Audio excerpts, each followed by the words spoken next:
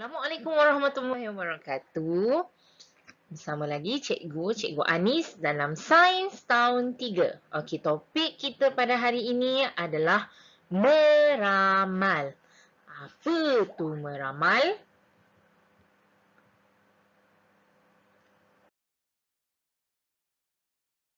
Meramal adalah membuat jangkaan tentang sesuatu peristiwa yang akan berlaku. Okey, dia jangkakan sesuatu peristiwa yang bakal ataupun akan berlaku. Ramalan yang dibuat mungkin benar dan juga mungkin tidak. Baiklah,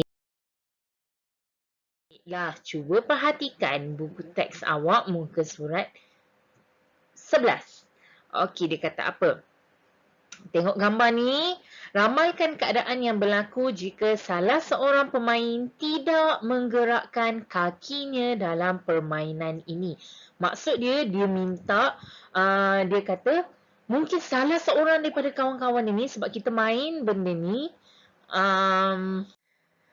Okey, permainan ni dipanggil sebagai mungkin kaki gajah tak silap cikgu. Tapi dia ada dua pemain. Dia perlukan dua pemain yang mana kedua-dua pemain perlulah menggerakkan kaki mereka.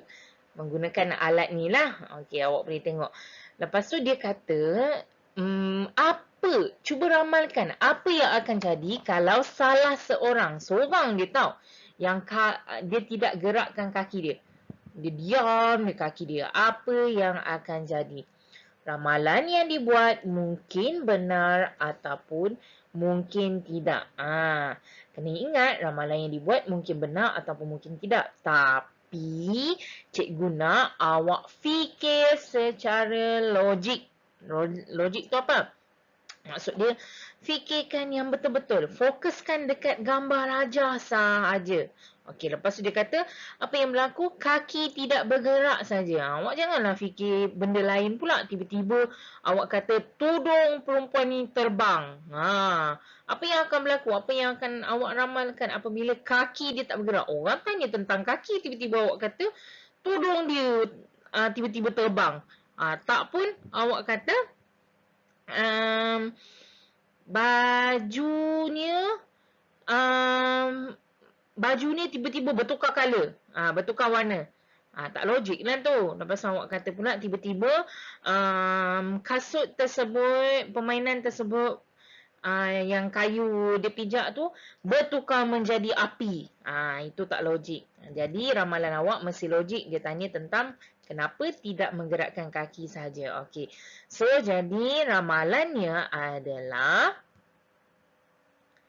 ramalan pertama, kemungkinan pemain akan terjatuh. Kenapa? Sebab salah seorang tidak menggerakkan kaki. Jadi mungkin pemain akan terjatuh sebab dia tak balance. Cuba tengok perempuan ni, dia dah ke depan dah, tiba-tiba yang belakang tu berhenti tiba-tiba, mestilah dia akan terjatuh. Okey, ramalan kedua, mungkin pemain tidak bergerak ataupun berjalan.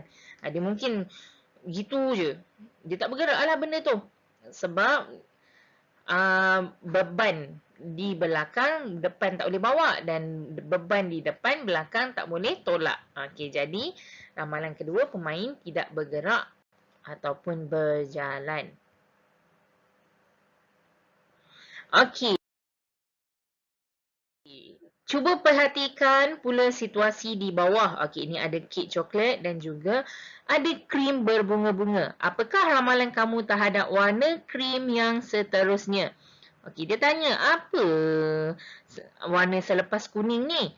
Okey, dalam kaedah meramal ni, awak boleh guna kaedah memerhati ataupun kaedah permerhatian. Okey, ingat kaedah memerhati yang cikgu dah ajar, kita ada 5M.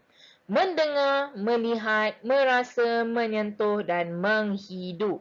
Jadi di sini kita hanya guna satu dia saja, iaitu melihat.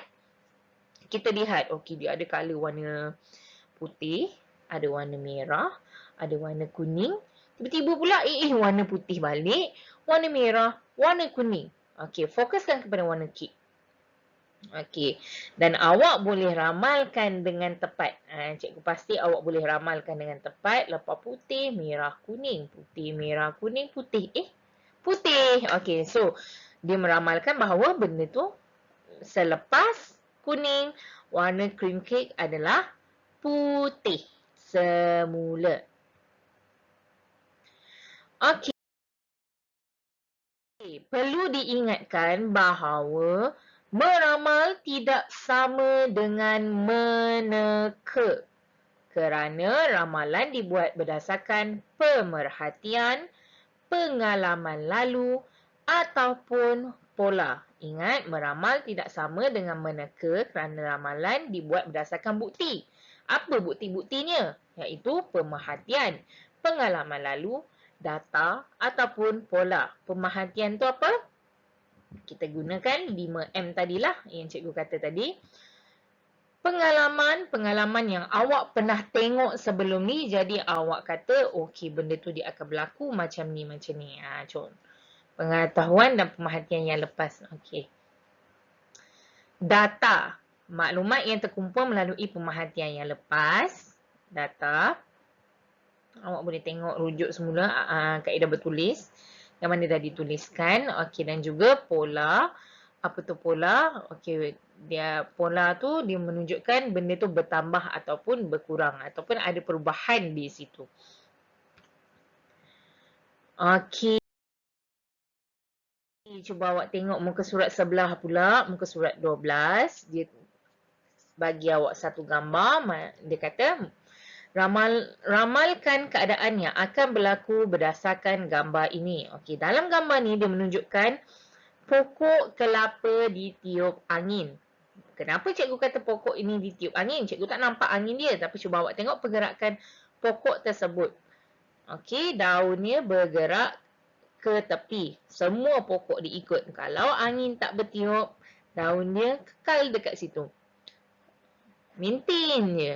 Okey, tapi kalau dia ditiup, okey, daunnya akan ke tepi sikit. Okey. Jadi, yang kedua, awak boleh nampak awan dia adalah gelap.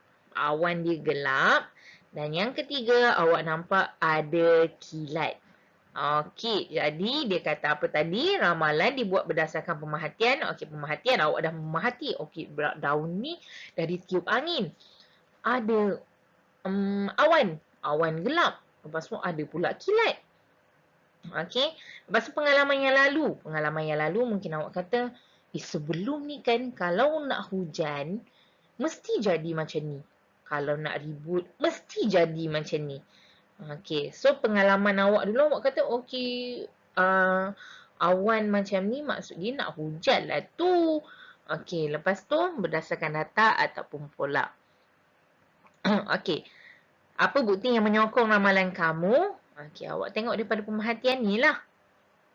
Okey, apa yang akan berlaku? Ramalan yang akan awak nyatakan adalah bahawa hujan akan turun. Berdasarkan keadaan yang awak nampak, ramalkan apa yang akan berlaku dalam situasi ini. Jadi ramalan awak adalah hujan akan turun.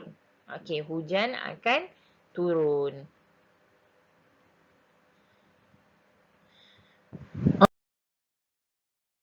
Okey, tengok ramalan yang dibuat lebih daripada satu. Okey, ramalan boleh juga dibuat lebih dari satu. Okey, tapi logik lah. Cikgu pesan dekat sini bahawa ramalan yang awak buat mestilah logik dan kena dengan situasi. Okey, cuba tengok gambar yang pertama. Ramalan juga boleh dibuat lebih daripada satu. Mari kita perhatikan situasi di bawah. Okey, situasi ni yang mana lelaki tersebut nak sepak bola. Ada penjaga gol dan juga ada gol. Apa ramalan kamu terhadap pergerakan bola itu? Okey. Apa yang awak boleh ramalkan? Okey, jadi cikgu ramalkan dekat sini. Yang pertama adalah bola masuk gol. Dia sepak bola tu pun masuk gol. Okey, yang kedua cikgu buat bola terkena penjaga gol. Bola tu dia sepak kena penjaga gol tersebut. Ini ramalan cikgu. Ramalan cikgu yang seterusnya adalah bola tersasar ke tiang gol. Okey, bola tersebut tang kena tiang gol. Okey, dan yang keempat, bola tidak disepak. Dia acah-acah je tu. Padahal bola tak sepak pun, dia sepak rumput. Dan yang kelima, bola keluar padang. Okey, dia keluar daripada garisan padang tu. Dia kenalah pokok rambutan tu ke pokok durian tu. Okey, itu amalan ramalan cikgu. Okey, contoh lain yang cikgu ambil berdasarkan logik. Okey, cuba awak perhatikan ada seorang budak ni dia makan coklat.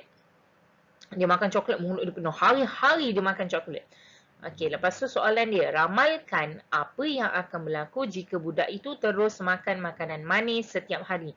Apa yang akan berlaku dekat budak ni kalau dia selalu makan manis? Okey, kalau ikut logiknya ataupun pengetahuan yang kita pernah belajar dalam sains, siapa yang makan manis akan merosakkan gigi jika makan secara berterusan. Okey, kalau kita belajar, siapa yang makan manis ni nanti rongak gigi dia, rosak gigi. Kalau dia hari-hari makan makanan yang manis. Okey, jadi ramalan yang awak boleh buat dekat sini berdasarkan apa yang awak dah pernah belajar bahawa makanan manis boleh rongakkan gigi. Ramalannya, gigi budak itu akan rosak dan berlobang. Ramalan dia, gigi budak itu akan rosak dan juga berlobang. Itu sahaja ramalannya. Awak tak payah kata gigi budak itu rosak dan berlobang sebab dia makan manis-manis. Lepas tu dia makan manis-manis, makan coklat, makan ni. Tak payah. Awak just buat, bila orang tanya tentang ramalan, awak cuma bagi jawapan pendek sahaja bahawa gigi budak itu akan rosak dan berlubang. Okey. Itu sahaja daripada cikgu. Awak boleh buat buku latihan dalam buku aktiviti sains. Assalamualaikum warahmatullahi wabarakatuh.